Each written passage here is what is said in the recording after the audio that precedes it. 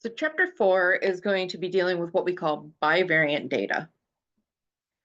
So univariant data is mostly what we've been using so far. And what we mean by univariant is that it only is going to have one variable.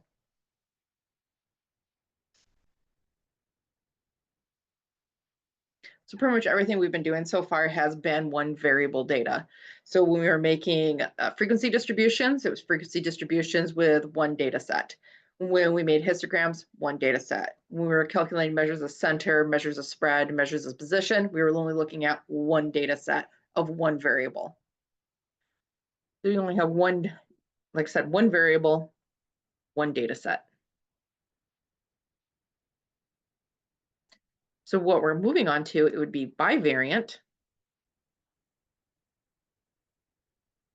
says bivariant data, meaning two variables, two data sets.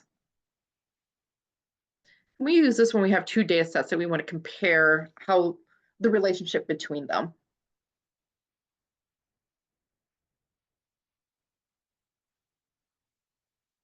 So we kind of saw a little bit of this when we were talking about experimental studies. So when we're looking at experimental studies and we're doing something like looking at, I think we were looking at smokers and then their liver cancer rates was one of the examples we had. That was actually bivariant data because we had data on whether people smoked or not. That was one data set. And then another data set was partly based on the liver cancer and things like that, right? So it was like comparing them. So we had some people without smoking, some people with smoking. Then you had a data set with all the different, everybody's chances of who had cancer is basically what it was. So like I said, that is technically bivariant data. That was two data sets.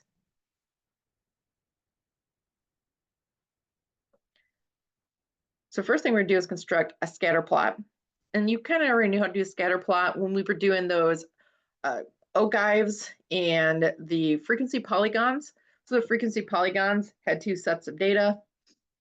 You had your midpoint of your class, and then you had your frequency. And then you compared those, you made dots from those, and that was those dots, went up in a line of some sort. So it's very similar to that, except this is going to be more scattered all over the place. So suppose that you are a real estate agent and you want to study the relationship between the size of a house and its selling price. So I think it's reasonable to assume that the size of a house will have an effect on the selling price, and that we expect larger houses to sell for more. So even though we expect this, there's a little bit more information you can gather than, we expect there's this relationship where one gets larger and the other gets larger. A good way to visualize these relationships is through a scatter plot. So in a scatter plot, each individual in the data set contributes to an ordered pair of numbers, and each ordered pair is plotted on a set of axes. So, like I said, we already know how to graph a couple of pairs of points. Oh, let me go back here and mention one thing. In case you forgot what an ordered pair is or have not heard the term, when we talk about ordered pairs, that's when we talk about X-Y pairs. So when we're graphing those, let's say we have, 3 and 5.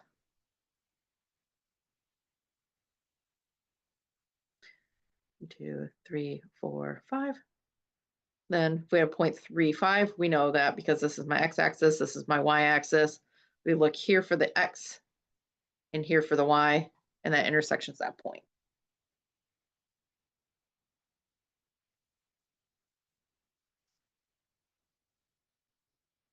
So we were talking about before about having the size of your house and its relationship to its selling price.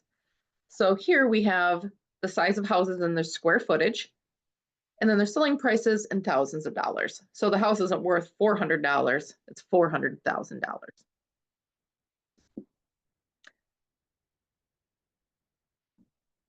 And I know there's a weird artifact of the way this shows up on here. There is technically a line, we're just not seeing it, but there's that axis there.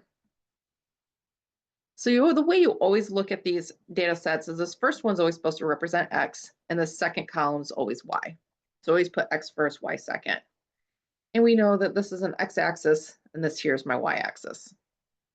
So if I just want to show where these points are, because these are all my x's, that means that size and square footage is here. And because these are my y's, then price is going to be put on the x-axis. And what we do is just graph each point. So we see here that x is 2,521. So we look for about where we think that is here.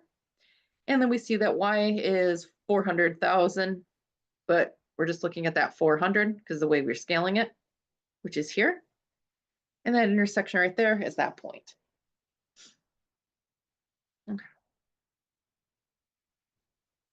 I think we know probably how the rest of this is going to go. So the other thing to kind of look at here is sort of a general trend to your data. So we see we have this general trend where as my size increases, my price increases. And for the most part, this keeps happening. My size goes up from here to here, my price goes up.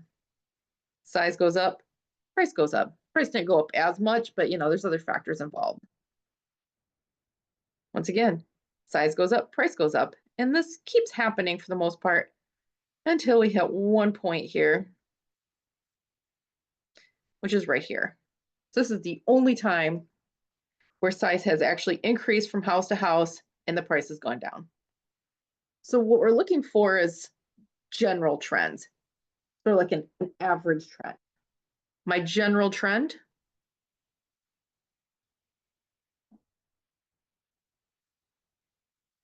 is that as size increases,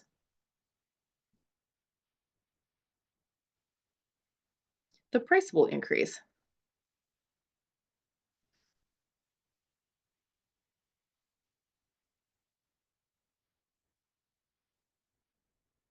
So this is kind of what we're looking for with scatterplots. We're looking for like a general trend to the data. So we're going to end up calling this a positive association.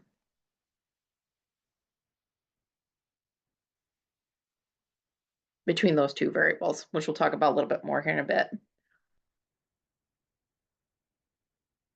There's going to be a lot of little bits to this section. And one of the things is we're not just interested in just general trend. We're also interested in how aligned is this data? Like how strong is the relationship? So other things we're going to be looking at is the strength of this relationship. This one looks pretty strong for the most part. Like I said, you just have this one weird data point here. So there's a strength to relationship. There's also, we want to know how much of the changes in the size is actually affecting the price, because we know that with houses, they're not sold, priced simply off of their size. There's other factors as well. We know that the neighborhood can have an effect on the price. We know if the house suffered any kind of damages, like if there was fire damage or something like that, could lower the price of the house. If there was like a historical significance, there's other factors that are going to affect it. Or sometimes like maybe they just really want to unload that house, I actually had bought a house once that I got pretty cheap because the person who was selling it as part of estate and they had to close the estate. So they just sold the house. So, there's lots of reasons why prices on a house may change.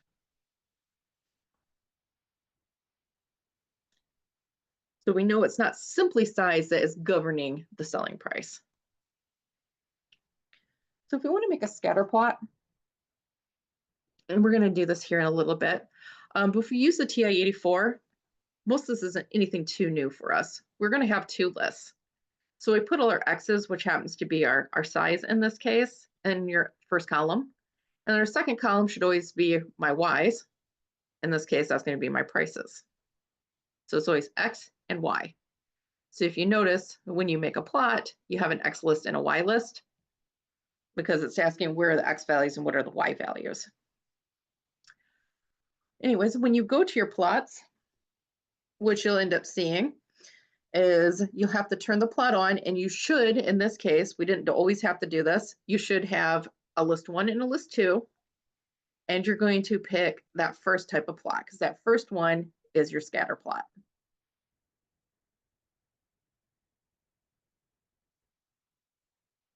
before we had done histograms, we did I think we used that for the frequency polygon. You had your box plot. So we had used some of these before. This is the first time using the scatter plot. And then always remember that you have to go to zoom and go to 9 because that's zoom stat, and it zooms in on your graph or onto that plot into your graphing screen. Otherwise, you're spending a bunch of time trying to search out where it should be. Okay, so like I was saying earlier, we have a positive linear association. So we observe that larger sizes tend to be associated with larger prices, and smaller sizes tend to be associated with smaller prices. So we refer to this as a positive association between the size and the selling price. Or what we're looking for is this line is increasing.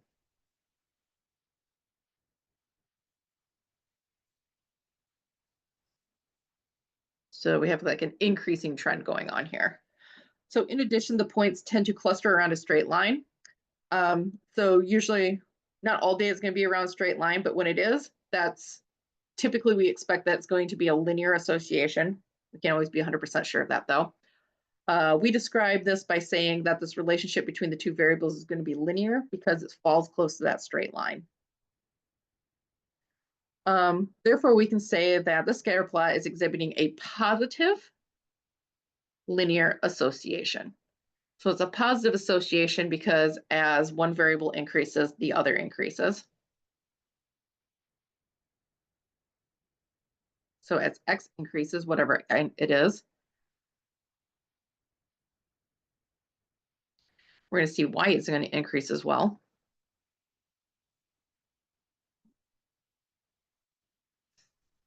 And then because it's falling along that straight line, then we're going to call that a positive linear association.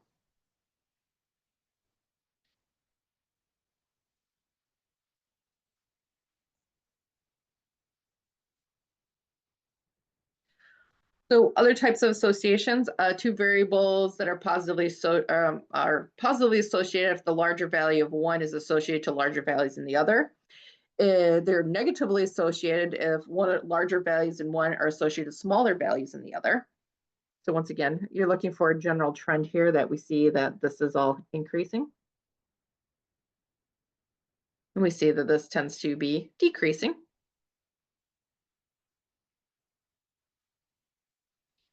So as I said before, as my x values, these are my x's, as x increases, y increases.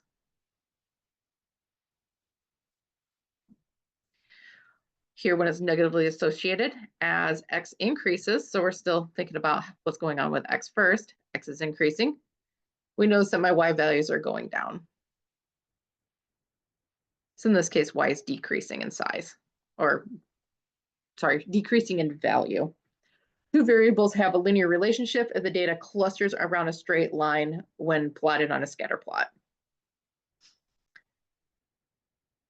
So like I said, generally that's going to be when it's around a straight line, you're going to assume that, but sometimes we have things that look like straight lines and they turn out not to be really that straight.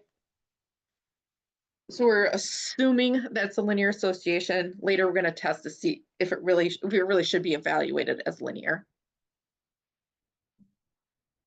Just because it looks like it's making a straight line doesn't mean it's actually really that linear. Okay, so we're going to make a scatter plot of this data, and we are going to do it using our TI-84. And we're going to use this data set throughout this section, actually throughout this chapter. So researchers wish to study the relationship between sugar consumption and sleep.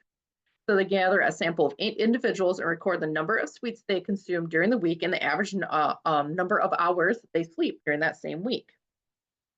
So we see that somebody is only consuming about three sweets in the week, and they're averaging about 7 hours of sleep.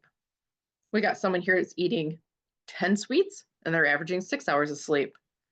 We have someone here who's eating 15 and averages 4.5 hours of sleep. And then we have this crazy person at the bottom who's consuming mass amount of sweets and only sleeping about 3 hours a day, or 3 hours on average throughout a week. Okay.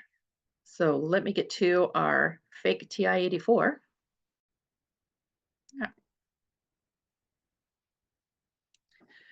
So just as a reminder of how I did this, so let me quit. All I have to do is go to stat, and then I just want to go to edit. So if I enter, so this first list, that is all my X values. So that is all my suites. And then this is all my Y values. So the second one is all my average hours of sleep. So once I have that in there, second quit, so I'm out. We want to do stat plot. So I do second Y, because you see it says stat plot there. And we'll just go to the first stat plot. So we want to make sure we turn on the plot. Make sure, like we're highlighting the right thing. So I don't want to be highlighting this. I want to be highlighting this first one here, which is my scatter plot.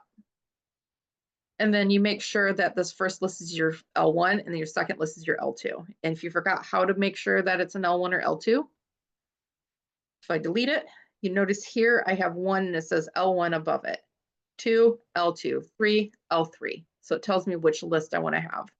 And because I put my X values in L1, I'm going to hit second 1 and it's going to put that L1 for me. Okay. So we'll enter, enter, enter. Oh, that's right. We don't have to enter on this one. After we do that, then we go right to Zoom and we see Zoom stat. So number 9, and we see that data. So we see here, this is a negative linear association.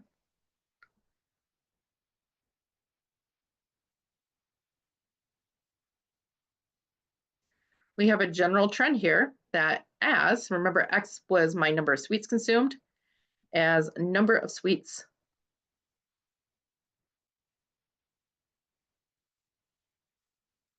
increases,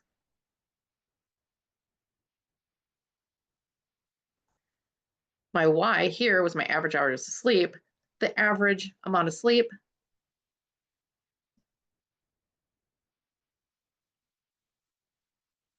the average hours of sleep decreases. So we know what we're seeing here is that it looks like the more candy it's being consumed, we can predict that this person is going to sleep less. So we can't actually say causation here. We're just making a prediction. And that's just my simple prediction.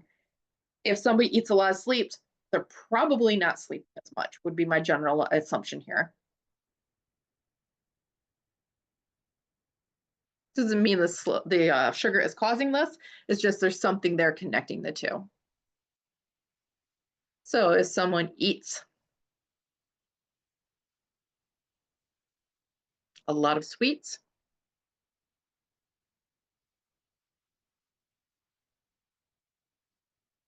they are likely to not be getting a lot of sleep. So they are likely to not be sleeping much.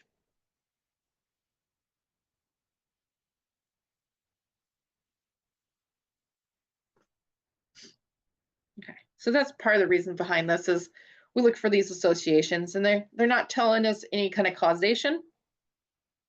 In the case of the houses, yeah, probably the size of the house is causing the price to go up.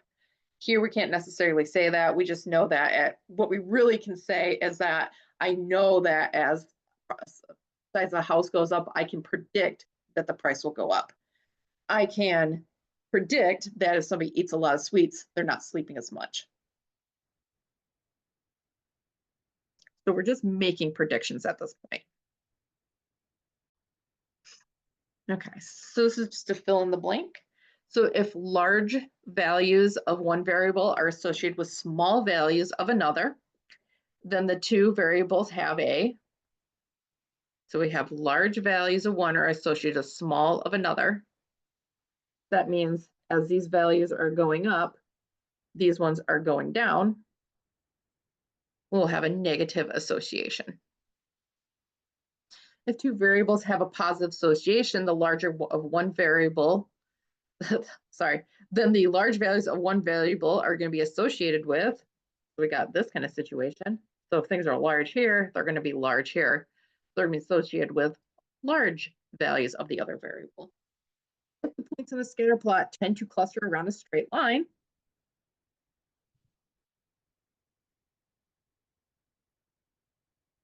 Tend to cluster around a straight line. The variables plotted will say have a linear association. So it could be a negative linear association, or it could be a positive linear association. We also have some that are constant, but we don't see those as much. You can actually have an association that looks like this. Just a straight line.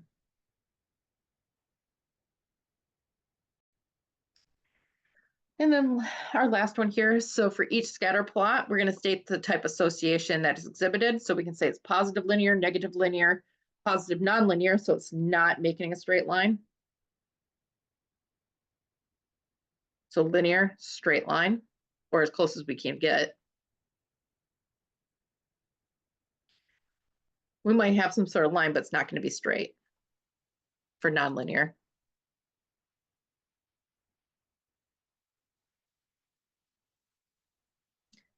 So if we try to put little lines through it, following what the data is doing.